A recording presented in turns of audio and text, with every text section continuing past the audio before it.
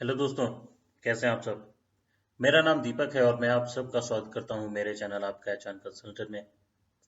दोस्तों, आज हम लोग लेबर कोड के बारे में बात करेंगे और जानेंगे कि कौन से ऐसी बातें हैं जिनको आप लोगों को ध्यान में रखना चाहिए जब आप लोग लेबर कोर्ट में अपील करते हैं या फिर लेबर कोर्ट में केस फाइल करते हैं किसी भी कंपनी के खिलाफ।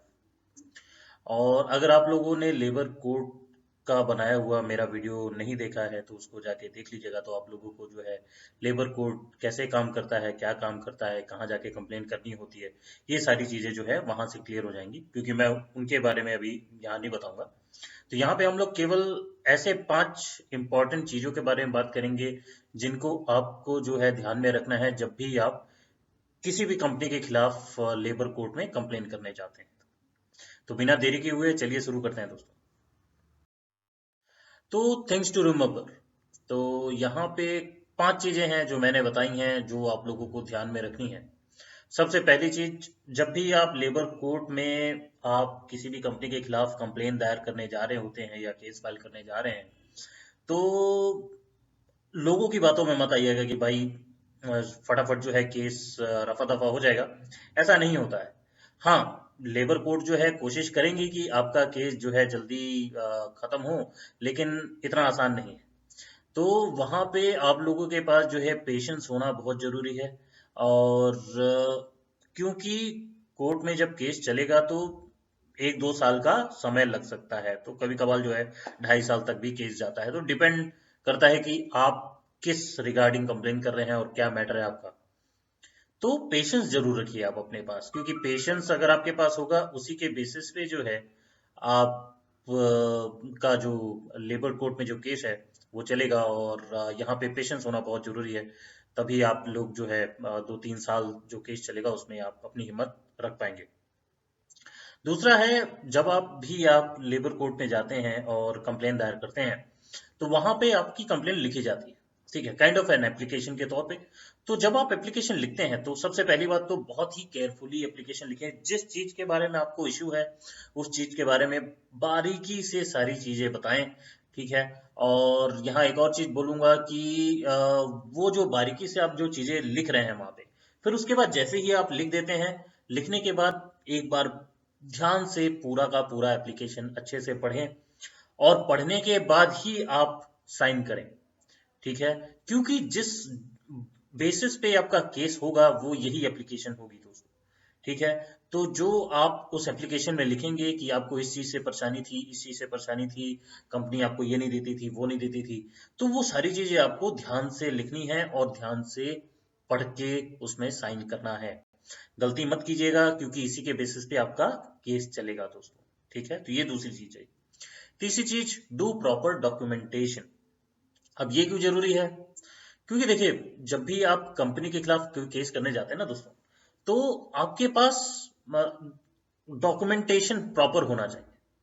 क्योंकि जब तक आपके पास प्रॉपर डॉक्यूमेंटेशन नहीं होगा तो कंपनी है, कंपनी आपका केस कैसे भी घुमा सकती है। तो हर एक चीज का प्रूफ पहली बात तो आप लोग रखिए। सारे के सारे प्रूफ इकट्ठा करके रखिए, चाहे वो ईमेल हो, चाहे वो वॉइस रिकॉर्डिंग हो, चाहे वो आपका ऑफर लेटर हो, अपॉइंटमेंट लेटर हो।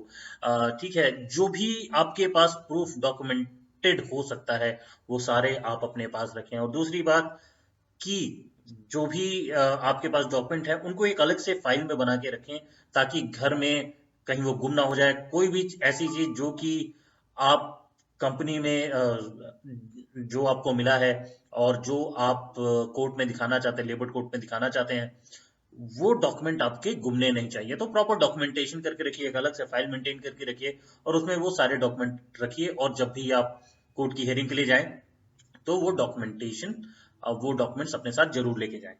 फिर अगला आता है सिलेक्शन ऑफ राइट लॉयर। देखिए दोस्तों, यहाँ पे जब आप कंपनी के खिलाफ केस करते हैं तो दो चीजें होती हैं। पहला तो ये है कि आप अपना केस खुद भी लड़ सकते हैं। दूसरा, अगर आपको लगता है कि आप लॉयर अफोर्ड कर सकते हैं तो आप लॉयर भी अफोर्ड करने के लिए जा सकते हैं। तो यहाँ पे जब आप लॉयर को अफोर्ड करने जाएंगे तो selection of right lawyer is very important. ठीक है, बहुत ही सोच समझ के, जांच परख के एक अच्छा लॉयर करें जो कि आपको न्याय दिला सके। ठीक है दोस्तों। फिर अगला आता है लास्ट में, negotiating in front of labour court.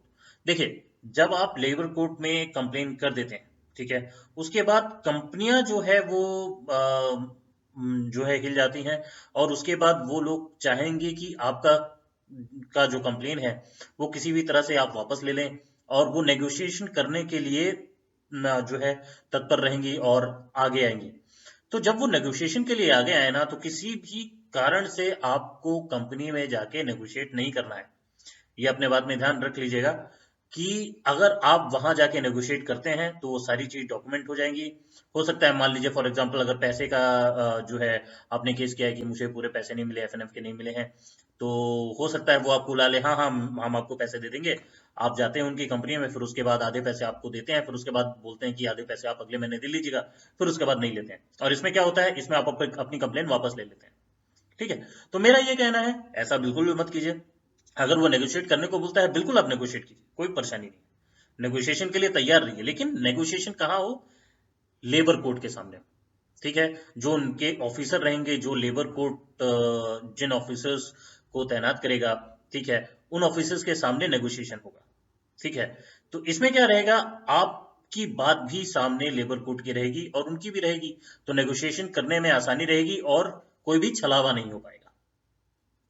Hope आप लोगों को क्लियर होगा दोस्तों। तो ये 5 पॉइंट थे जो मुझे लगता था कि आप लोगों को जानना बहुत जरूरी है, क्योंकि इसी के बेसिस पे जो है आपका केस बनेगा या बिगड़ेगा। अधिकतर केसेस में जो 95% केसेस में जो है जो फेवर में होता है वो है, वो कैंडिडेट के की ही फेवर में होता है, क्योंकि कोर्ट्स भी जानती हैं कि किस तरह से जो है बड़ी बड़ी कंपनियां या जितनी भी कंपनियां जो चल रही हैं वो छलावा करती हैं। बहुत कम चांसेस है कि वो कंपनियों के फेवर में केस जाता है। ठीक है, बस कोशिश ये कीजिएगा, इन 5 चीजों का ख्याल रखिएगा, इसी के बेसिस पे आपका केस अच्छा जाएगा दोस्तों। तो आशा करता हूँ आज का वीडियो आप लोगों को पसंद आया होगा। अगर पसंद आया है तो लाइक जरूर कीजिएगा, अपने ज्यादा से ज्यादा दोस्तों के साथ शेयर कीजिए जिनको इसके बारे में नॉलेज नहीं है, उनको नॉलेज दीजिए। और सब्सक्राइब करना बिल्कुल मत भूलिएगा दोस्तों, मैं ऐसे ही नए नए कंटेंट आप लोगों के लिए लेके आता रहूंगा। और बस आने वाली वीडियो तक के लिए अपना ख्याल रखिएगा। मैं मिलूंगा आप लोगों से अगली वीडियो में। धन्यवाद।